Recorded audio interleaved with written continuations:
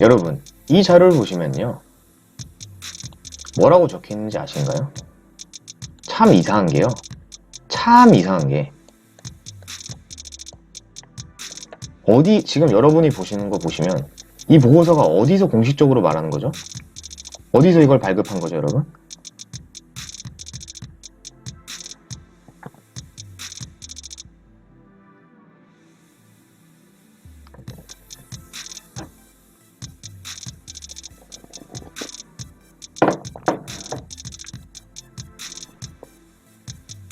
그쵸? 한국은행이죠. 한국은행은 그냥 뭐 그런 기관이 아니에요. 국가기관이잖아요. 그리고 중요한 거는 한국은행, 그러니까 미국과 다른 점은요. 미국은 연준이라는 기업이 달러를 발행하지만 한국은행은 원화를 바로 국가의 돈을 한국은행이 관리해요. 여러분, 회사에서 보시면요. 재무부서의 힘이 얼마나 막강한지 아시죠? 경영지원실이 얼마나 강한지 아시죠? 결국 자금을 쥐고 있는 쪽이 강해요. 부서도. 그런 것처럼 마찬가지로 한국은행도 영향력이 엄청난 기관입니다. 국내에서. 근데 이들이 바로 18년도에 뭐라 명칭했죠? 암호자산가 중앙은행입니다. 결국에는 이 명칭이 되게 중요해요. 국가기관 보고서 같은 경우에는 이 한 단어 한 단어가 사실 핵심이에요. 크립토 에셋과 결국엔 중앙은행, 센트럴 뱅크를 말하는 거잖아요. 자, 그러면 다음 걸 넘어가 볼게요. 이미 우리나라에서 돈을 발행하는 주체가 암호자산이라 하고 있어요. 가상자산이라 하는 거는 사실 이것을 비하하는 거예요. 비하하는 겁니다. 그리고 어떤 것을 이 시장이 진행될 것을 숨기는 걸 수도 있죠. 예전에 제가 작년에 올렸던 영상인데 오늘은 좀 더 파고 들어보겠습니다. 첫 번째, 2017년 하반기 이후 전 세계적으로 비트코인 등 가격이 크게 상승하고 거래도 급증하면서 암호자산에 대한 관심이 고조되었다. 이미 한국은행은 관심을 가지고 있었다는 겁니다. 그래서 자금 세탁, 결국 여기서 말하는 게 FATF죠. 이 말이 뭐냐? 결국 한국은행은 여기서 BIS 나오죠, 여러분? G20. 제가 말씀드린 거. BIS는 은행의 상위기관이기 때문에 이들이 명령하는 거는 각국의 은행들이 이행할 수밖에 없다. 이 보고서에서 BIS 언급이 나온다는 건 결국 한국은행도 BIS의 뜻을 존중하고 있다. 매우 중요한 내용입니다. 추가적으로 자금 세탁, FATF에 관련돼서 우리나라 국가가 돼 있다. 그리고 이 국가에 가입돼 있는데, 국가들이 이 기관에 가입돼 있는데 여기서 주도하는 규제에 이행을 하지 못하면요. 무엇이든지 자산들이 되려면 자금 세탁을 해야 돼요. 제가 자금 세탁 방지를 해야 돼요. 왜? 테러나 그 각종 자금이 악영향으로 미치게 된다면 그걸 과연 다른 세계가 인정을 해줄까요? 이건 진짜 팩트거든요. 결국 부정적이겠죠. 인정을 안 해주고 그러면 국가 간의 블랙리스트에 등재되게 돼요. 그러면 무역을 하거나 수출을 하거나 그런 여러 가지 악영향이 미치겠고 결국 국가도 국가를 나눠서 보면 결국 개개인 간에 이윤을 창출하는 그리고 그 돈으로 세금을 국민에게 걷고 나라를 관리하는 거거든요. 더욱더 강해지고 더욱더 경제력을 키워서 자기들의 목소리를 내기 위해서. 이전에 강대국들의 특징에 대해서 좀 설명을 드렸는데 그래서 결국 진행을 하는 겁니다. 그리고 그 다음 내용. 한국은행은 이미 18년도에 앞으로도 블록체인 등 관련 기술의 발전과 암호자산 시장의 상황을 예의주시한대요. 무슨 말이냐? 블록체인이랑 암호화폐를 결국 예의주시 연구를 하겠다는 거죠. 그러면 여기에 관한 태스크포스팀, TF팀, 연구진들이 이때부터 있었다는 것을 암시하는 겁니다. 그리고 또 나오죠. 국제적으로 논의가 활발하게, 국가기관에서 국제적으로 논의가 활발하게 진행되고 있다. 인정을 한 거예요. 두 번째, 세 번째, CBDC 연구도 지속해 나갈 계획입니다. 제가 예전부터 CBDC 흔들리지 말라고 말씀드린 건 뭐냐?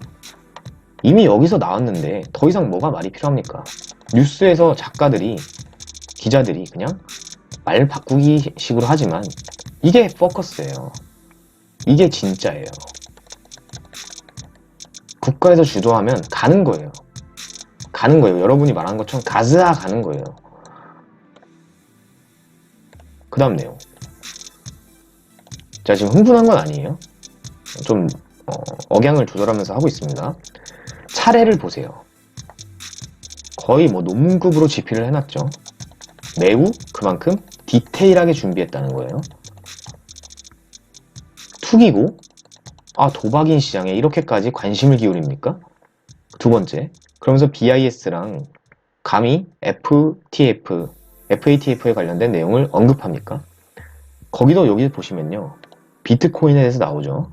알트코인과 주요국의 암호자산 관련 대응사항 나오고요. 암호자산 무상 분할 및 신중 암호자산 발행, 입장 관련 연구, 블록체인 기술과 활용 현황, 지급수단으로서 암호자산의 활용 현황, BIS 암호자산 평가 내용. 그 다음 내용. 이게 가끔씩 빈 페이지가 나오는데 렉 걸리나? 네.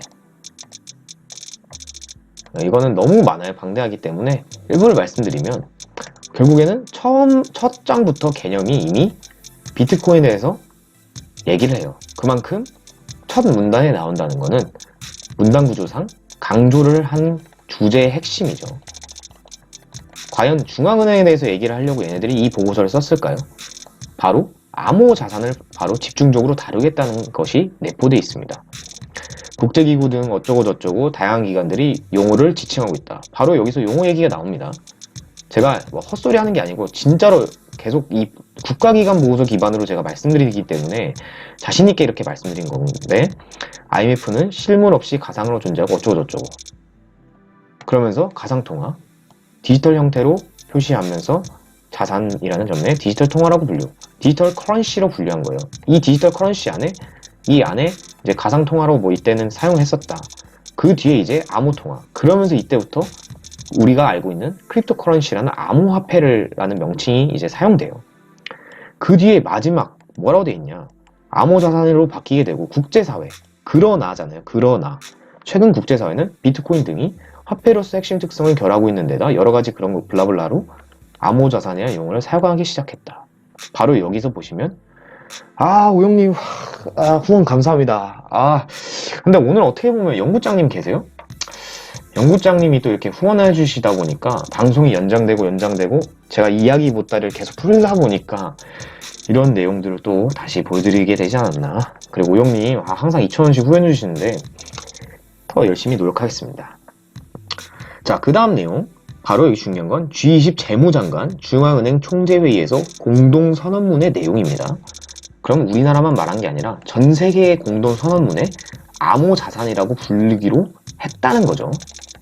근데 가상자산은 사실 맞지 않은 거예요. 그러면 공식적으로 인정을 하고 있는 거예요. 그래서 저는 암호자산이라고 부를 거고, 그나마 암호화폐로 부를 거고, 그렇기 때문에 저는 가상자산이라고 안 부릅니다. 자, 그래서 P2P 내용에서 나와요.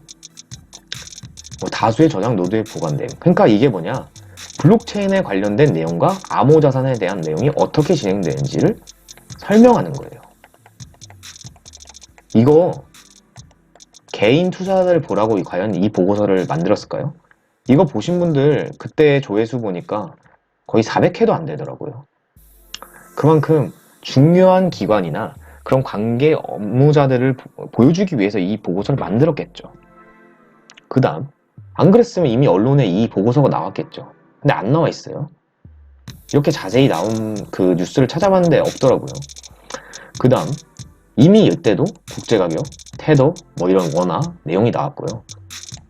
거래 비중이 높고, 아주 그냥 엔화, 달러와 테더, 비트코인, 원화, 유로와 기타 합계해서 그냥 통계치를 내렸습니다.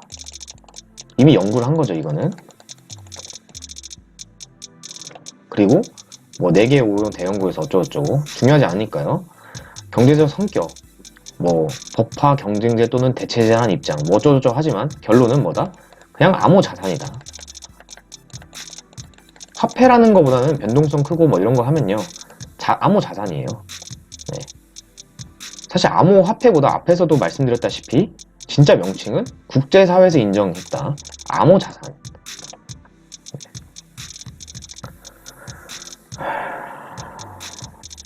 그리고 운영 리스크, 법적 리스크, 그러니까 이런 거죠. 뭐 변동성이 크고 워낙 위험이 크기 때문에 뭐 이런 문제가 있다. 위변조 방지 또 나오죠. 이런 걸 통해 우수한 것을 알려져 있지만 교환소가 운영하는 로컬 플랫폼은 블록체인 기술이 적용되지 않아요. 제가 이전에 말씀드린 내용, 바로 이 말은 거래소는 블록체인 기술이 아니라 인터넷상의 보안이기 때문에 해킹의 위협이 있어요. 그래서 얘네들도 이걸 방지하려고 하드 월렛, 뭐 콜드 월렛에 보관을 해서 그것을 꺼내가지고 이제 거래를 시켜주는 데가 많아요. 그래서 저도 이제 디센트라는 암호화폐를 통해서 그 제휴 맺은 업체가 연락이 와줘서 정말 감사한데, 거기다가 이제 어느 정도 일부 자금을 넣어놓은 이유는 거래소가 해킹되면 보상을 해줄지의 여부도 미정이고 아직까지 규제 틀이 있지 않기 때문에 저는 여기만 넣지 않고 월렛과 거래소별로 이제 분할로 내pos어요. 왜냐? 하나가 이렇게 거래소가 만약에 위험을 하게 되면 아직까지 보호받을 수 없는 법에 있기 때문에 위험하죠. 그래서 뭐 이런 여러 가지 내용이 나오고요. 중요한 내용이기 때문에 또 이제 내용 위주로 갈게요, 여러분. 그 다음에 효율성, 처리 시간부터 해서 뭐 건당 처리 비용까지. 그 다음 뭐 사회적 비용이 어느 정도 미치냐. 그래서 오히려 어떻게 했냐. 채굴에 대한 사회적 전력 비용에 대해서까지 계산을 해놨어요. 그만큼 디테일하다는 거죠. 편의성에 대해서 모바일 기기에 설치한 과정들이 필요한데 인터넷 사용에서 익숙지 않은 뭐 노년층 어려움을 겪을 수 있다. 이건 당연해요. 근데 노년층들은 뭐 나이 많으신 분들은 아무래도 신기술을 적응하기가 어렵죠.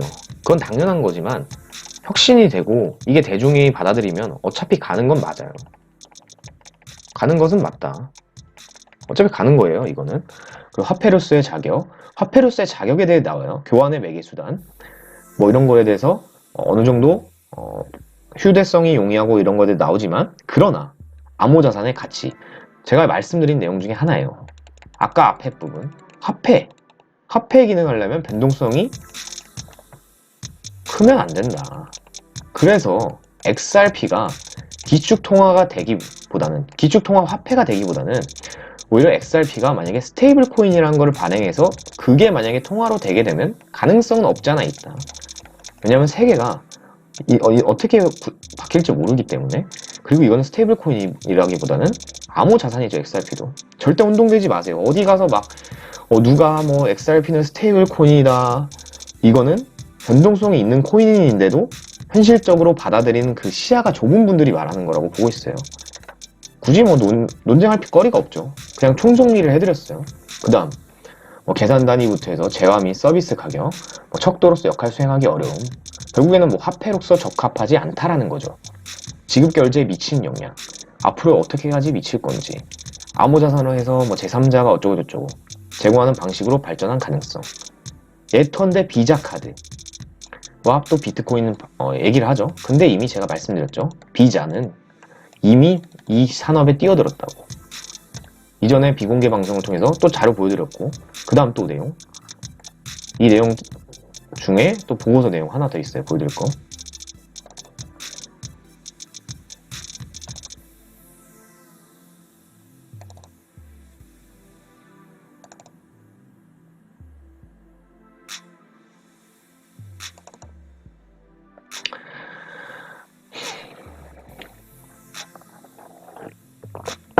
사실 이 보고서에도 대형기관, 뉴욕증권거래소, 많은 분들이 주식거래 하시잖아요.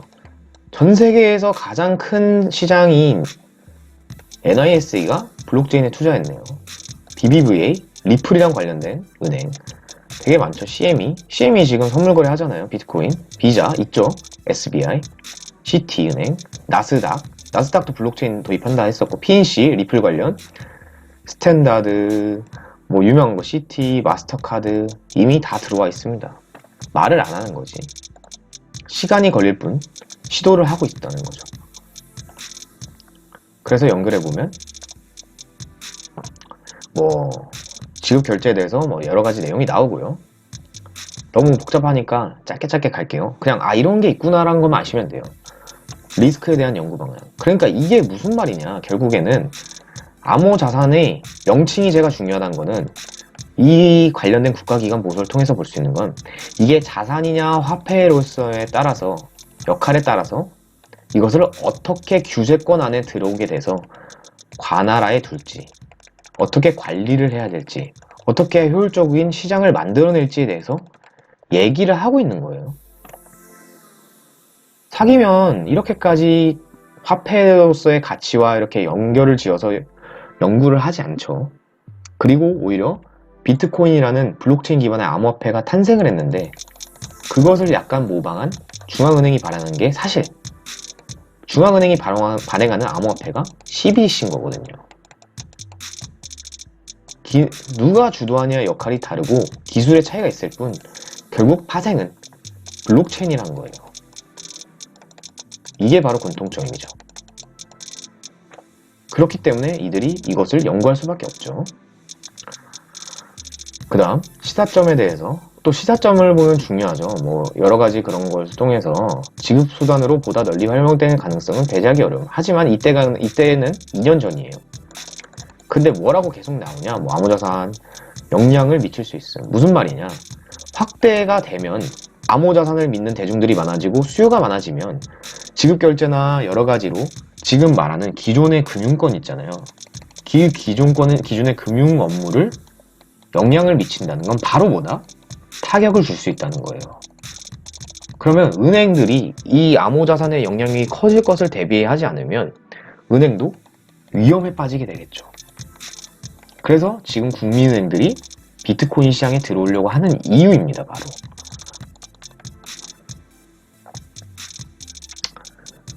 그리고 G20, FSB, BIS, 또 BIS가 나와요. 암호자산 관련 국제 논의, 공조 과정에 적극 참여하는 가운데 적극이라는 얘기가 나오죠. 파란색은 강조예요, 또. 그리고 국내적으로 암호자산 규제 마련 등의 정부 당국과의 협력도 강화할 것이다. 강화한다.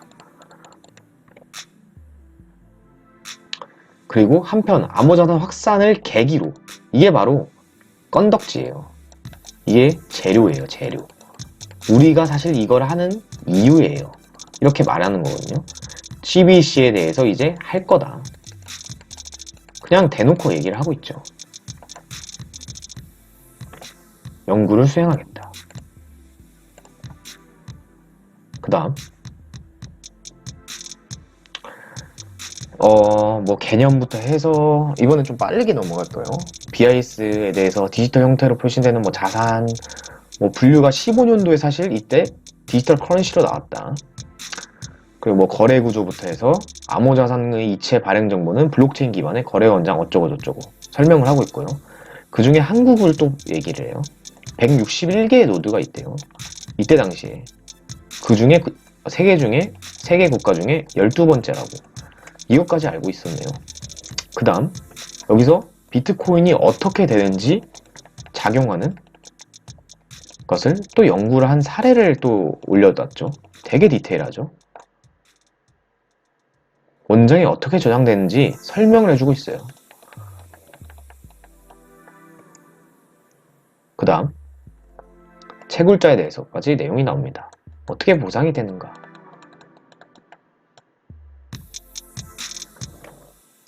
그 다음 비트코인 자산의 공급 시장에 대해서와 비트코인 발행량 전망까지 밑에 뭐 여러가지 로컬 플랫폼부터 해서 굉장히 많고요. 그 다음에 여기서 보시면 암호자산 여기서 이제 빗썸이나 코빗, 비트파이넥스, 비트플라이 거래소들이 어떻게 이 암호자산의 시스템 구조를 가지면서 채굴자와 이 사는 투자자들의 역할이 어떻게 분배가 되는가까지 연구가 돼 있어요. 그리고 뭐 일본이나 뭐 미국이나 뭐 캐나다 같은 국가는 또 이제 몇 년 전부터 암호자산 쪽에 관심을 많이 가지고 있었죠. 그 다음 유가증권 거래소는 유가증권 어쩌고 저쩌고 뭐 이런 여러가지 내용, ICO에 대한 내용도 나오고요. 그리고 글로벌한 시장에 따라서 이때 당시에 얼마나 상승했는지 어떻게 거래량이 됐는지 분석을 한 게 있습니다. 전문가들이 약간 차트 얘기할 때랑 비슷하죠. 비중까지 연구를 했었고, 그 다음에 비트코인의 변동률을 이제 연도별로 표시한 거예요. 비트코인과 금과 달러를 비교했다는 게 또 중요하죠. 이게 바로 달러는 기축통화고요. 금은 전 세계가 인정한 자산이에요. 그 다음 비트코인과 또 비교를 한 거예요. 어떤 연관성이 있는지. 금과 달러에 비해서 변동성이 높다. 뭐 이런 걸 나타낸 거고, 국내 시장을 또 분석을 했어요. 거래대금은 어떤지, 뭐 가격차, 뭐 이런 거 중요하지 않고요. 경제적 성격, 뭐 개발자 주장, 그리고 이때 당시에 각국의 중앙 입장, 암호자산이 화폐가 아니래요. 제가 암호화폐라기보다는 암호자산이라고 계속 말씀드렸죠. 크립토 에셋. 사실 크립토 에셋이 맞는 거죠. 화폐는 변동성이 거의 없는 거니까. 이때 당시에는 뭐 연준 의장이 이렇게 얘기를 했는데 사실 지금은 이때에 비해서 더 진행이 되고 있고요. 그 중간중간마다 자세히 보시면요. 문맥을 뭐뭐일 뿐이라고 해요. 뭐 좋지 않은 흐름으로 얘기하다가 또 밑에는 또 그러나 이런 식으로 말하거든요. 그게 중요한 거예요. 이게 사실 강조법이잖아요.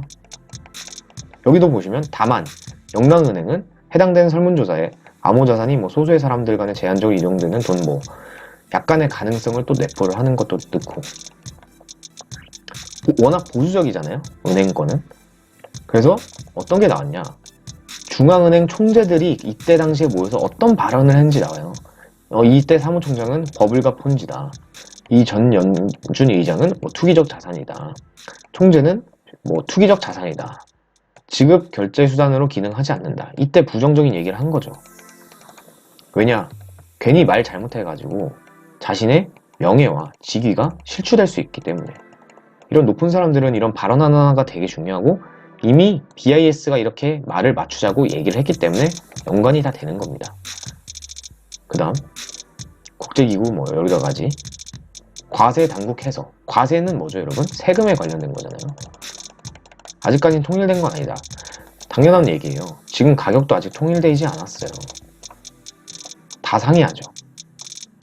그리고 세법상 다양하게 해석해서 주요국들은 이미 몇 년 전에 세금을 부과하는 방안을 연구했다. 우리나라는 이제 시작을 하겠죠. 할 수밖에 없어요. BIS가 만약에 세금 부과하자 하면 결국에는 은행들은 그렇게 움직여야 되고요. 우리나라 대통령이 아무리 혼자 소리쳐도 다른 국가들의 수장들이 만나서 그렇게 얘기를 하면 우리나라가 가상자산은 사기다 해도 결국에는 암호자산의 형태로 성격을 띠면서 이 시장 갈 겁니다. 그리고 암호자산 법적 성격부터 해서 이제는 뭐 다른 나라 뭐 그런 것까지 다 하고 제가 이전에 중요하다 말씀드린 CFTC 여기가 바로 선물을 기반으로 이제 관리하는 기관이죠. 미국의 이제 산하 정부 기관인데 얘네들이 바로 선물을 관련된 것들을 다 이제 관리를 해요. 굉장히 중요한 거고 각종 파생 상품부터 ETF랑도 또 연관이 돼 있죠. 네. 그리고 ICO부터 해서 이때도 독일은 암호자산을 앞에는 또 부정적으로 얘기했다가 연구를 어떻게 하는지 나와요. 계산 단위로서 금융수단으로 해석하고 암호자산을 금융수단으로 해석한대요. 그 다음에 암호자산 취급업자에게 인가 등 금융기관에 준하는 규제를 적용시키려고 한대요. 여러분 그만 말할까요 이제? 뭐 아니면 더 진행할까요? 내용 재밌으세요 지금? 중간에 잠깐 확인하는 시간.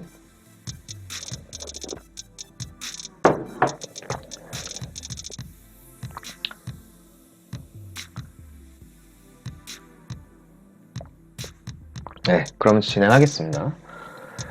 그래서 뉴스로서 뭐 내피셜로 말하는 뭐 분들도 많지만 저는 차별화돼서 하는 이유가 이 팩트가 있기 때문에 제가 자신있게 말씀드리는 겁니다.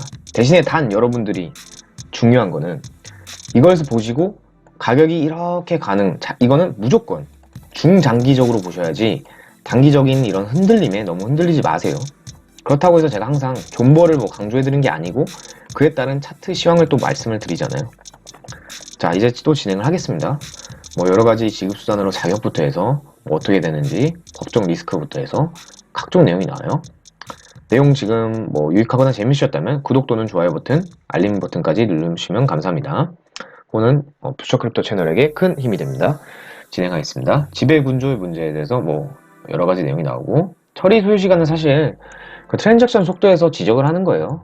근데 이건 제가 말씀드렸지만 비트코인은 개발을 안 하고 있지 않아요. 라이트닝 네트워크부터 해서 많은 것들이 진행을 하려고 하고 있어요. 부정할 수 없는 흐름이고요.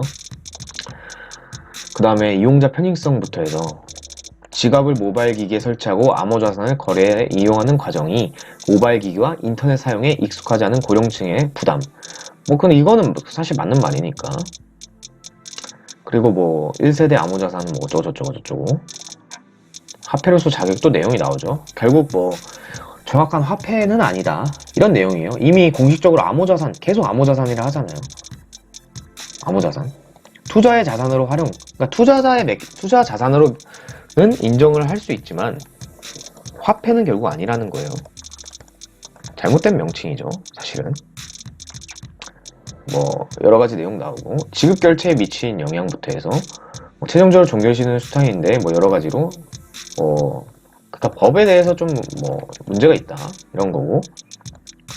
근데 이제 암호자산이 제한된 범위 내에서는 지급수단으로 활용될 여진이 있다. 나중에 그러면 더욱더 이게 시장이 확장하게 되면 사용처가 생길 수 있어요.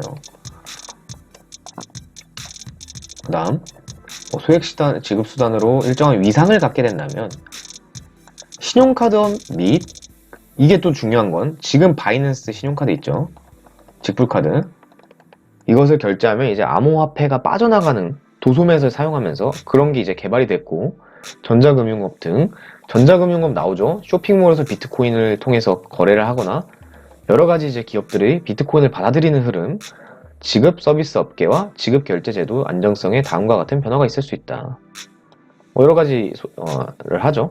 그러면서 또 중요한 게, 여기서 중국의 알리페이, 위챗 같은 또 이런 4차 산업과 또 4차 산업에 관심을 많이 가지는 그런 기업들, 대체적으로 우리나라로 따지면 이런 카카오라 볼 수 있죠. 카카오도 암호자산 쪽 관심 많고요. 여러 가지 내용도 나오고요. QR코드는 사실 따지고 보면 블록체인이 나오기 전 단계라고 또 볼 수 있고요. 같이 결합돼서 융합이 돼서 사용될 수 있습니다. 네, 이거 일단 일단 표시할게요. 그 다음에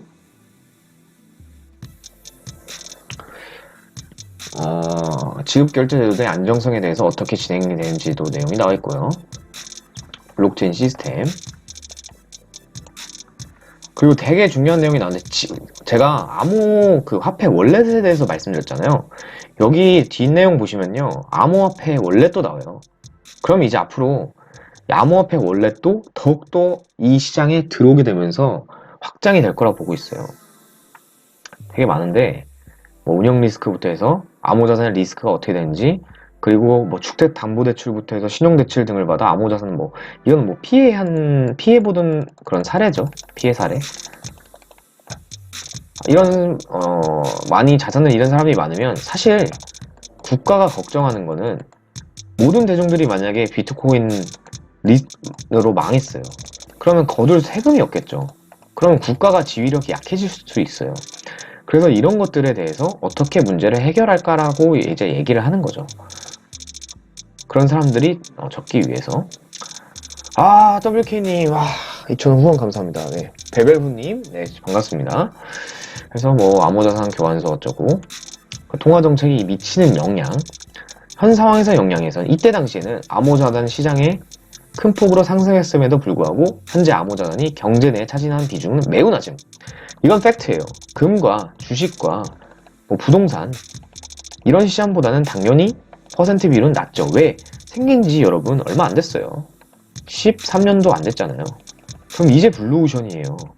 근데 벌써부터 이 시장이 이 시장과 동일하다? 수천 년 된 시장이랑 주식시장이랑 부동산 시장이랑 동일하다고 보는 거는 사실 말이 안 되죠. 아직까지 그만큼 사람들이 신뢰를 아직 하지 못하고 있기 때문에 우리는 어떻게 보면 이 시장에 대한 선구자가 될 수도 있고, 또는 탐색자가 될 수도 있는 겁니다. 네. 확대 시 영향이 어떻게 될 거냐.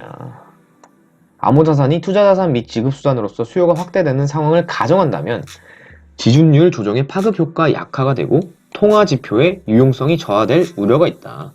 그리고 주식 채권뿐만 아니라 시중은행의 예금 부분까지 부분적으로 대체할 경우 시중은행은 지준부과 대상 채무의 증가세가 둔화될 가능성이 있다.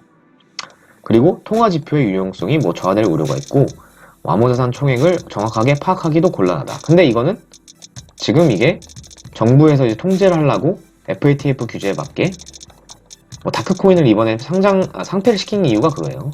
익명성을 있는 코인을 없애고 투명하게 이제 보게 하려고 거래 내역이나 이런 것들을 거래소에서는 거래를 어떻게 하는지 나오고 현금이 결국에는 은행 계좌로 들어오잖아요, 여러분. 그래서 알 수밖에 없어요. 어느 정도. 다만 이 시장이 들어온 지 얼마 안 되는데 아직까지 그것에 대해서 통제를 할 수 있는 인프라, 그 기술력이 확충이 안 됐기 때문에 시도하는데 다소 시간이 걸리는 거죠. 네, 그 다음 시사점. 현재로서 암호자산이 법정화폐와 경쟁하여 경제 내에서 광범위하게 확산될 가능성은 낮은 것으로 보입니다. 당연한 얘기예요, 그거는. 뭐 석유랑 뭐 금과 은에 대해서 역할을 했던 달러에 대한 영향력이 지금도 아직은 강해요. 코인 시장보다는. 근데 나중에 더 발전 많이 하겠죠. 그리고 뭐 여러 가지 내용들 나오고요. 거시경제와 금융의 안정을 유지하기 위해서 암호 자산의 발전 과정과 경제에 미치는 영향을 지속적으로 모니터링하고 연구해 나갈 필요가 있다. 결국 이 암호 자산 시장에 대해서 관심을 기울이고 있다. 적극적인 관심을 기울이겠다는 거죠. 자금 흐름과 시장 동향, 지급수단으로서의 확산 여부를 또다시 관심을 기울인대요. 또 관심 기울인데요. 블록체인 등 기반 기술의 발전과 암호 자산의 이용 증가, 그리고 금융 시스템에 미치는 영향을 관심을 가지고 연구, 또 관심을 가진다네요. 그리고 세계 국제기구가 주도하는 관련된 공조 과정에 적극 참여를 하고 정부 당국과 협력, 그리고 CBDC에 대해서 지속적으로 연구하고 개발하겠다. 결국 준비하겠다. 그래서 또 이 중앙은행 디지털 화폐에 대해서 어떻게 적용을 할지 효과적으로 또 연구를 하겠다는 거죠. 이게 시사점에 대한 결론입니다. 내용은 더 있어요. 지금 몇 페이지가 있냐? 남은 페이지가 약 50페이지가 되는데요. 이제는 여기서 보시면 짧게 가면 일본이 어떻게 규제를 하는지 암호자산을. 일본 같은 경우에는 재산적 가치가 있고 전자정보 처리를 통해 이전할 수 있는 건 어느 정도 인정을 해주고 있죠.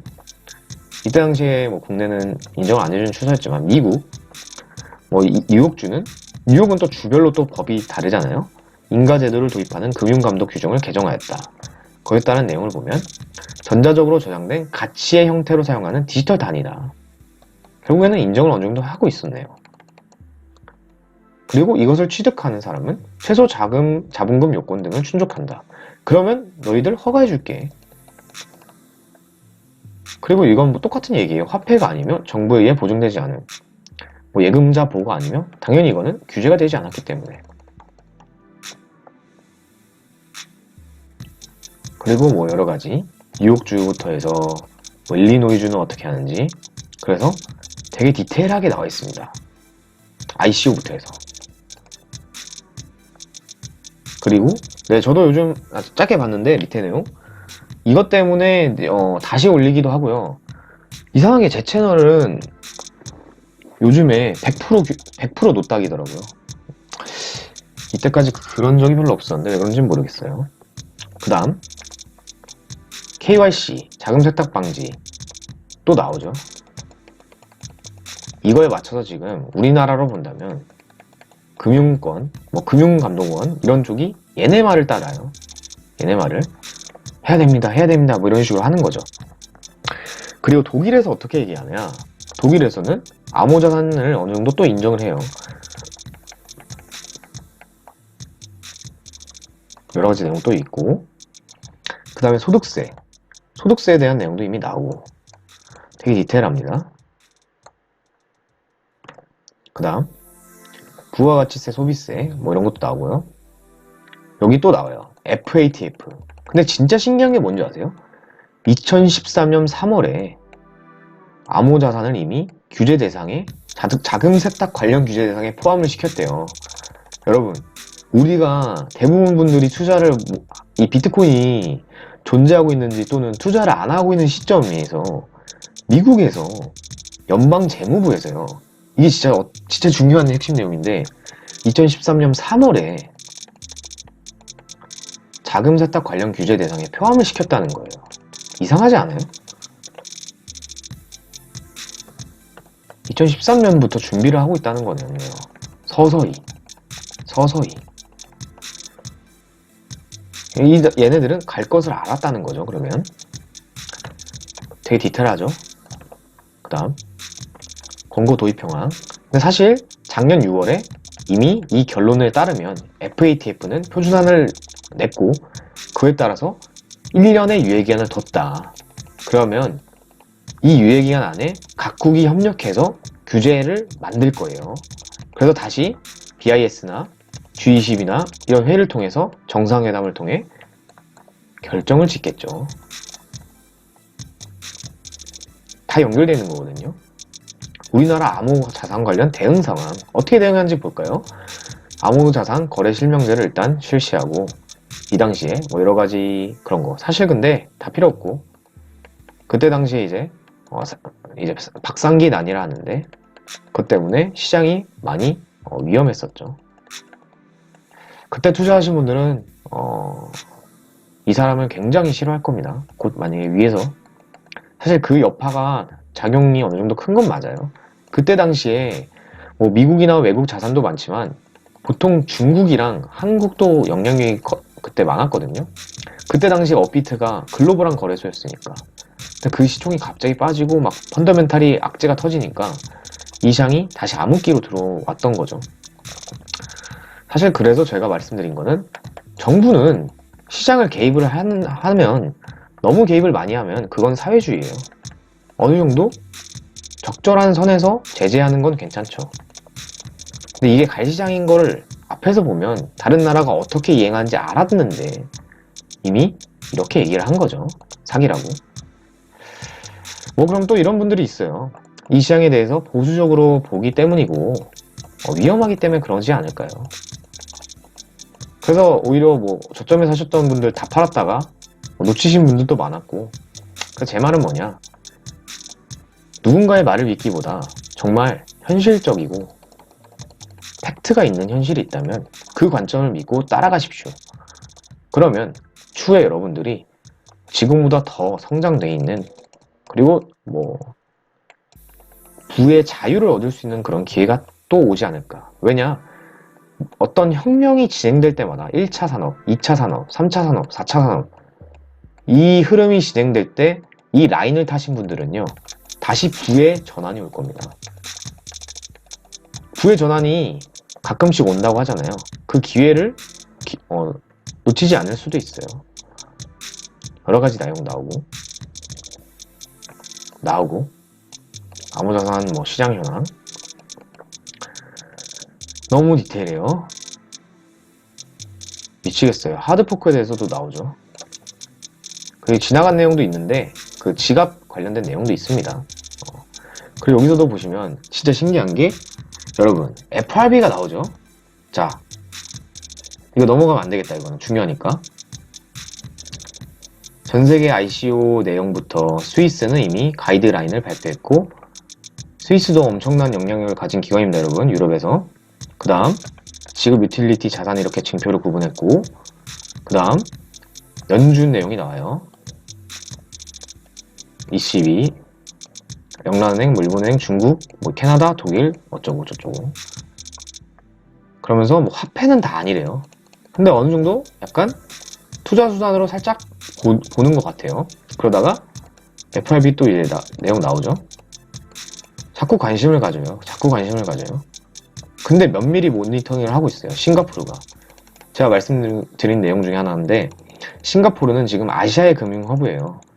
지금 여기서 웬만한 핀테크를 진행을 해요. 왜냐? 싱가포르가 지금 자금들이 많이 들어와 있고 여기서 각종 사업을 진행을 하거든요. 진짜 돈 많은 애들이. 그래서 여기서 포럼을 연 다음에 효과적인 방안을 해서 협업을 해요. 그 다음에 이제 우리에게 받아들이는 그런 것들을 많이 만들거든요. 그래서 중요한 거는 우리나라는 규제가 강하기 때문에요. 카카오는 이미 클레이튼을 만들었는데 그 클레이튼을 우리나라가 규제가 강하기 때문에 싱가포르에 이미 상장을 했어요. 되게 중요한 내용들이 또 연관이 되죠. 그 다음에 뭐 캐나다, 캐나다 인정하는 추세고, 중국은행도 이미 관심을 가졌고 17년 6월에 CBDC 연구소를 이미 얘네들은 설립했어요. 그래서 여러분, 중국이 CBDC에 대해서 얘기한 거는 최근 내용 같지만요, 이미 우리가 모르는 사이에 준비를 하고 있었다. 일본도 발행 계획 없었다 하는데 요즘에 발행 계획 있다 하죠. 말 바꾼 거예요. 또 연준, 자금 세탁에 대해서 부정적인 내용이 또 나오지만 지금 이 말들은 다 바뀝니다. 블록체인 기술과 활용 현황 어떻게 해야 될지, 그리고 정부랑 협업을 해서 블록체인 기반의 화폐 만든 거 있죠. 지금 부산시에 동백전 상용화 됐어요, 여러분. 그리고 정부가 이제 그때 기억이 안 나는데 메디블록인가 하여튼 LG랑 협업을 해가지고 테스트를 한 게 있어요. 의료 쪽에. 기억은 갑자기 안 나는데 보고서에 나오는 내용이거든요. 다 지금 연구를 하고 있다, 사실. 그걸 통해서 또 CBDC를 개발을 하겠죠. 그 다음 지급수다, 암호자산 이런 거, 가맹점 분포까지, 그리고 BIS가 경제보고서의 암호자산 평가 내용에 대해서 내놓은 내용입니다. 신뢰가 있고 어떤 확장성을 갖춰야 된다. 이를 충족하기 위해는 제도적인 장치를 독립적이고 책임이 있는 중앙은행이 출연, 제도가 나옵니다. 다시 점검해보겠다. 그리고 신뢰 유지를 위해서 네트워크 참여자가 컴퓨팅 파워의 대다수를 제어할 수 어쩌고저쩌고 하는데, 이거에 대해서 다시 똑같이 관심을 가지는 거죠. 여러가지 어느 정도 변동성이 크고 미흡하지만 결국 규제에 대해서 나옵니다. 규제를 왜 자꾸 말할까? 도입을 하려는 거겠죠. 왜? 돈 되는 시장이고 먹을 파이가 많으니까. 그 다음 화폐 역사 자세히 나오죠. 이렇게. 이 자료는 제가 확실하게 말씀드릴 수 있지만 제가 작년부터 올린 거기 때문에 제가 처음으로 유튜브에서는 말씀드렸던 내용 중에 하나였습니다.